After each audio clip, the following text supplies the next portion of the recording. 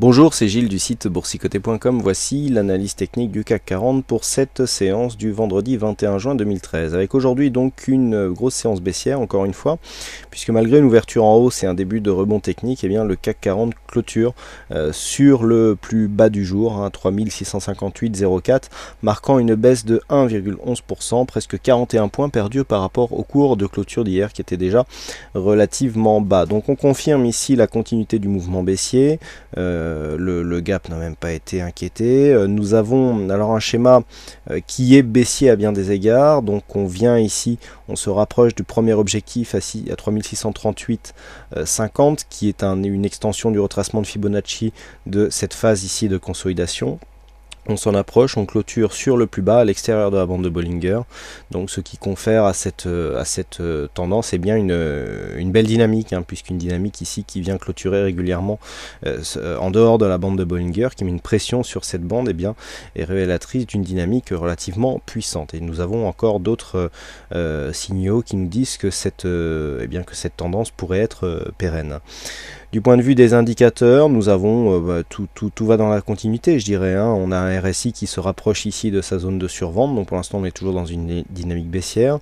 La dynamique haussière sur le stochastique a déjà été invalidée hier, donc là on retrouve la zone de survente. Le MACD confirme donc son retournement et on a une hausse de volume, ce qui implique ici que nous avons une dynamique qui est encore grandissante.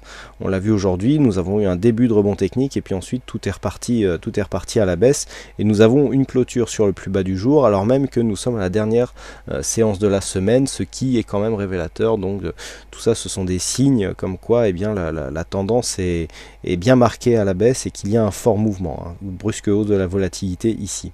Donc sur cette configuration, tout reste baissier. Il y avait plusieurs possibilités, donc on avait ici des zones. Alors cette zone des 3731 ici était relativement importante, on a commencé à la dépasser et puis finalement les cours ont rechuté.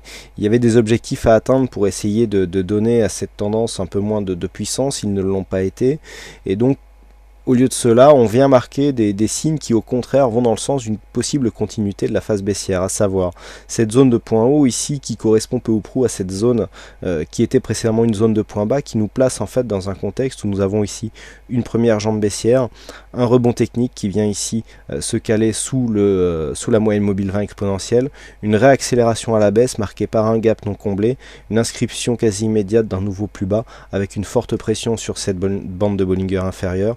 On confirme avec donc cette zone de point bas qui redevient résistance. On le voit bien ici, 3731,80. On a légèrement cassé cette zone à la hausse avant de redégringoler et de marquer des nouveaux plus bas.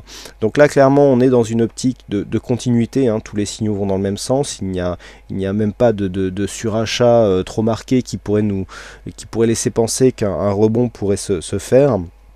Et donc on est vraiment dans une continuité. Alors en parlant de rebond, j'avais donné hier sur le chat un signal de retour en exagération baissière. Donc on l'a eu, ce signal, je vous l'avais indiqué hier. On a eu ici ce petit rebond. Alors personnellement, moi je suis sorti sur 3720. Voilà, il y avait juste de quoi faire ici un petit retour et puis tout s'est accéléré ensuite. Donc le signal gagnant à contre-tendance pourtant, mais qui est lié à un setup et une étude de probabilité. Donc pour l'instant, les objectifs sur la vue court terme immédiate se situent dans un premier temps sur les 3638,50 et sur une vue, je dirais, plus moyen terme, une zone des 3685-3600 qui est renforcée par le fait que cela constituerait un retracement total ici de cette dynamique. Nous avions tracé le retracement de Fibonacci et lorsque nous avions cassé ici cette zone à 3765, je vous ai dit qu'on avait une probabilité accrue de retrouver ici cette zone de retracement à 100%. Nous sommes vendredi, donc je vous propose une vue hebdomadaire du CAC 40. Alors, ce que l'on pouvait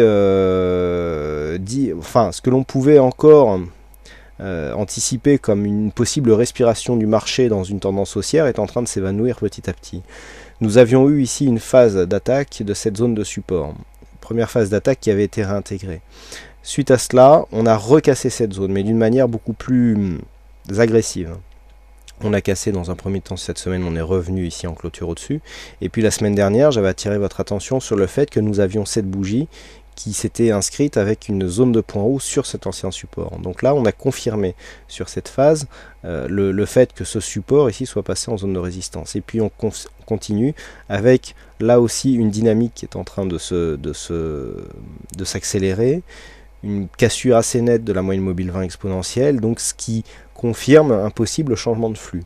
Donc là aussi l'objectif se situe clairement sur la zone des 3584, et je vous avais tracé la semaine dernière le report d'amplitude que cela opérerait si on devait reporter ici cette amplitude sur la zone de cassure, et donc on a un objectif donc moyen long terme qui se situe à 3155 points. Donc ça c'est l'objectif en cas de cassure de cette zone. En attendant, nous avons pour la semaine prochaine, d'un point de vue hebdomadaire, une zone ici qui sera très importante. Pourquoi ? Déjà, pour cette zone des 3600-3585, qui, on le sait, est d'un point de vue technique, et je vous le dis maintenant depuis quelques semaines, si ce n'est quelques mois, qui est une zone critique. Nous en avions déjà parlé lorsque les cours étaient venus ici se poser sur cette zone et avaient rebondi. Là, on n'est plus dans la même configuration. Autant précédemment, cette zone ici, 3600, était restée inviolée, autant la dernière fois, on a eu une attaque de 15 points. Ça, c'est une attaque qui est de nature à fragiliser la zone de support. Si on revenait ici au voisinage de cette zone, je ne donne pas cher honnêtement pour cette zone ici, 3585, il y aura certainement une cassure. Cassure à prévoir donc sur les prochaines semaines avec un premier objectif qui se situe ici sur la zone des 3360 points. Donc ça, la semaine prochaine, de toute façon, l'enjeu, que ce soit à court ou moyen terme, sera de surveiller cette zone ici, 3585-3600 points.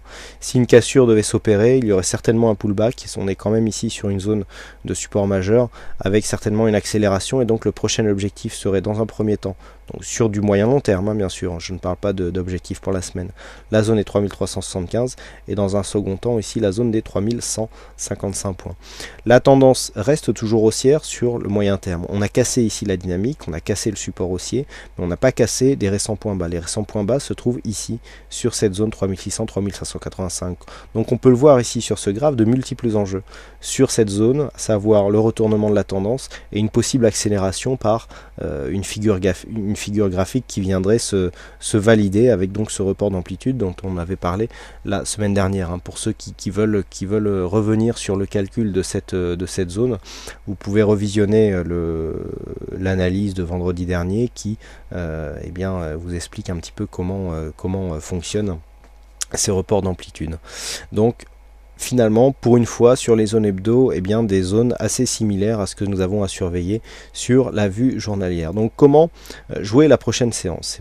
Quelque part c'est relativement simple, on est dans une dynamique fortement baissière, donc le rebond technique ne sera validé que si on dépasse le plus haut de la précédente bougie, c'est souvent comme ça dans les phases baissières. Donc lundi on pourra surveiller la zone des 3744 qui correspond au plus haut de la séance du jour.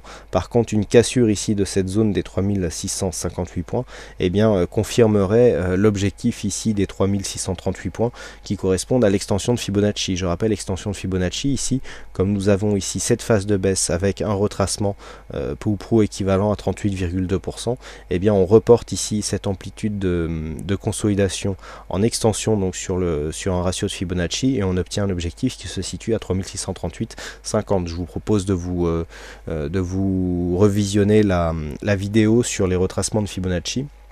Elle explique ce fonctionnement d'une manière assez claire. Voilà donc ce que l'on peut dire sur cette analyse technique du CAC 40. Une petite parenthèse enfin, puisque nous avions une petite discussion sur le chat dans la journée sur les statistiques qui sont données sur l'analyse écrite du CAC 40. Donc il y avait une étude statistique qui disait qu'il y avait une probabilité assez marquée, on avait plus de 60% il me semble, d'avoir une bougie baissière à partir du niveau d'ouverture. Donc là ça s'est vérifié, et puis que nous avions 10 points d'objectif sur à partir de l'ouverture, donc sur la phase de hausse, donc 10 points d'objectif à la hausse et 20 points à la baisse. Donc aujourd'hui c'est tout à fait vérifié. Alors 10 points et 20 points pour des probabilités supérieures à 80%, c'est assez significatif. Lorsque l'on fait des moyennes, notamment on avait pas mal d'occurrences sur cette stat, alors que précédemment les occurrences étaient assez faibles. Là on avait énormément d'occurrences, il a même fallu restreindre un petit peu, mettre des éléments et des conditions plus restrictives restrictives que ce qu'elles sont habituellement, pour avoir une meilleure probabilité. Et là on voit que dès que les occurrences augmentent, eh bien les chiffres ne mentent pas et on arrive à trouver des probabilités assez intéressantes à jouer. Donc les probabilités pour lundi apparaîtront dimanche soir dans la soirée. Mais pour une fois, eh bien, ces statistiques qui, je le rappelle, reflètent 15 ans de cotation sur lesquelles on applique certains paramètres, eh bien, n'ont pas menti. Voilà, donc aujourd'hui il y avait un jeu du fixing, c'est Pacificateur qui gagne. J'espère qu'il aura pacifié son week-end. Et puis quant à moi, il ne me reste plus qu'à vous souhaiter donc à toutes et à tous un bon week-end, bonne fête de la musique et bonne chance dans votre aide dès la semaine prochaine où l'on se retrouvera pour plein d'autres analyses techniques en vidéo. Bonsoir à tous et bon week-end.